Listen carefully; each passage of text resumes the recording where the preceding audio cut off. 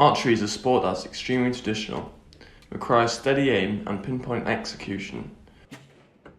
But what makes the sport very unique is the innovation of technology over the years.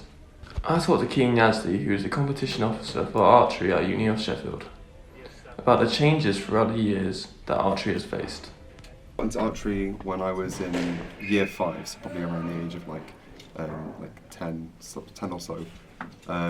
It was one of the after-school activities that my school had, so we had a coach come in and they would teach some of us kids how to shoot and stuff, and from there got into doing a bit more sort of year 7 time, stopped doing archery and did target sport. So if you looked at archery equipment, how it develops over the last 10, 15 years, you'll see a lot of things like composite materials coming into archery, so carbon aluminium composites, composites on the risers, the main part of the bow, composites in the limbs, composites in the arrows.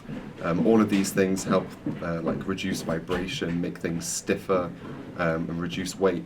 As an athlete, when you're shooting and when you're putting your body under strain, the more controlled you can be is when you perform your best. So if you can control where the weight is on your bow, it makes it much easier to have a relaxed shooting environment.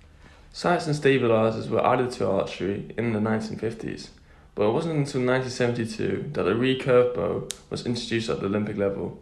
This was seen as a huge adaptation in the field of archery.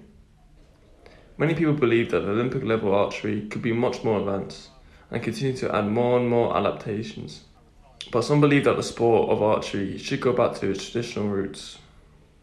Archery's got a long history of development with technology.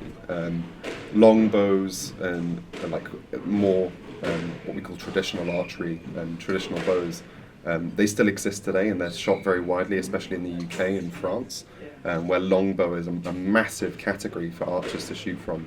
In the UK there's a whole longbow society, and they do their own competitions and things as well, and they come to national events and get national rankings. So in a way, as much as archery's developed, the roots of archery itself is still there. As the boundary between technology and tradition continues to blur, there's a very bright future to be had with archery. We're becoming more and more advanced by the year.